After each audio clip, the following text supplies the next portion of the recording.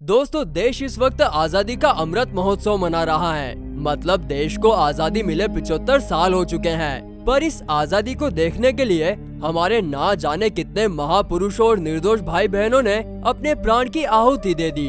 आज हम आपको आजादी के ठीक एक दिन पहले यानी 14 अगस्त की उस काली रात की दास्तां सुनाएंगे, जहां एक तरफ तो हम भारतवासी अपनी आजादी का जश्न मना रहे थे, वहीं दूसरी तरफ देश में जगह जगह हो रहे धर्म विरोधी दंगों से निर्दोष लोगों को अपनी बलि देनी पड़ रही थी।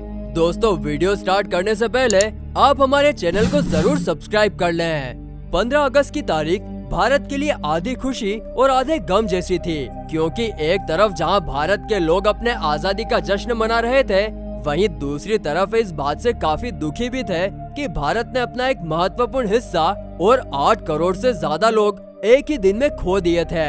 इस बंटवारे से करोड़ों लोगों को अपना कामकाज छोड़कर और अपना सारा सामान लेकर भारत से पाकिस्तान और पाकिस्तान से भारत आने पर मजबूर कर दिया। इस दर्दनाक बंटवारे का दर्द महिलाओं और बच्चों को भी सहना पड़ा। एक अनुमान के मुताबिक 1947 के इस बंटवारे के वक्त 2 से 4 लाख महिलाओं का जबरन अपहरण और बलात्कार किया गया। इसके साथ ही वह खूनी खेल खेला जा रहा था जिसे शायद कोई नहीं चाहता था। 14 अगस्त की रात को बिजली के गड़गड़ाहट के साथ बारिश अपने चरम पर थी। दिल्ली की रायसीना हिल में तकरीबन 5 लाख लोग एकत्रित हो गए थे, जो भारत के स्वतंत्र होने की खुशियां मना रहे थे और पंडित नेहरू के उस भाषण का इंतजार कर रहे थे, जिसके साथ ही भारत की आजादी का शंखनाद बजने वाला था। 14 अगस्त को 10 बजते ही भारत के प्रथम प्रधानमंत्री जवाहरलाल नेहरू, सरदार वल्लभ भाई पटेल, तत्कालीन वायसराय लॉर्ड माउंटबेटन और प्रथम राष्ट्रपति राजेंद्र प्रसाद वायसराय हाउस पहुँचे। यहीं पर जवाहरलाल नेहरू को आजादी का पहला भाषण ट्रिस्ट विद डेस्टिनी देना था। उन्होंने अपने भाषण की शुरुआत कुछ इस तरह से की। Long years ago, we made a tryst with destiny, and now the time comes when we shall redeem our pledge. रात के 12 बजते ही भारत अंग्रेजी हुकूमत के चंगुल से छूट चुका था और सुबह होते ही जो लोग गुलाम भारत में सोए थे, वे आजाद भारत की ताजी हवा में सांस ले रहे थे। आजाद भारत में पहली बार तिरंगा पंडित नेहरू ने 15 अगस्त 1947 की रात को 12 बजते ही संसद के सेंट्रल हॉल में फहरा दिया था। भारत के आजाद होते ही जहां एक तरफ खुशी का माहौल था, तो दूसरी तरफ भारत का विभाजन होने का गम। इसलिए कुछ लोग तो काफी खुश थे, पर कुछ लोग गम में गमगीन थे, जिनके अपने या तो दंगों में मारे गए थे या दूसरी तरफ छूट गए थे। अब भारत अंग्रेजों की 200 वर्षों की गुलामी से मुक्त हो चुका था। 14 अगस्त की रात भीषण बारिश होने के बाद 15 अगस्त की सुबह का आसमान एकदम साफ था, मानो अंग्रेजों के भारत छोड़ने की गवाही दे रहा हो। सुबह 8:30 बजते ही पंडित जवाहरलाल नेहरू और उनकी कैबिनेट ने पद और गोपनीयता की शपथ ली और ब्रिटेन का झंडा हटाकर उसके स्थान पर अपना तिरंगा झंडा लगा दिया गया और शुरुआत हो गई भारत वर्ष के एक नए अध्याय की। आपको बताते चलें, जब भारत आजाद हुआ तब राष्ट्रपिता महात्मा गांधी पश्चिम बंगाल के नुआखली में थे, जो वहां पर आजादी के बाद भड़की हिंसा को शांत कराने गए थे। में आजादी के जश्न का हिस्सा भी नहीं बन सके। वे पंडित नेहरू के आजादी के उस ऐतिहासिक भाषण को भी नहीं सुन सके थे, जो उन्होंने वायसराय हाउस से दिया था।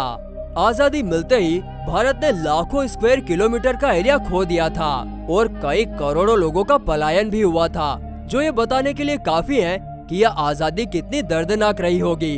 कल तक जो लोग देश के लिए खून बहाने के लिए तैयार थे, वे एक दूसरे का खून बहाने पर आमदा थे, क्योंकि अखंड भारत अब 2 हिस्सों में बट गया था, जिसका एक हिस्सा भारत के पास आया और दूसरा पाकिस्तान के पास चला गया। पाकिस्तान में बसे हिंदू लोग भारत आने लगे और भारत में बसे मुस्लिम लोग पाकिस्तान जाने लगे। इस दौरान दोनों ओर काफी दंगे हुए, जिसमें करीब 40 लाख लोगों की जान गई। पलायन इतना दर्दनाक था कि जितना हम सोच भी नहीं सकते। इसे अब तक के इतिहास के सबसे बड़े मास मूवमेंट के नाम से भी जाना जाता है। महात्मा गांधी के कई जन आंदोलनों ने अंग्रेजों की नाक में दम कर रखा था। वहीं सुभाष चंद्र बोस की आजाद हिंद फौज ने अंग्रेजों का जीना दुश्वार कर दिया था। इसके बाद 1945 में द्वितीय विश्व युद्ध में अंग्रेजों के हार के साथ ही उन्हें भारत में ज्यादा टिकने नहीं दिया।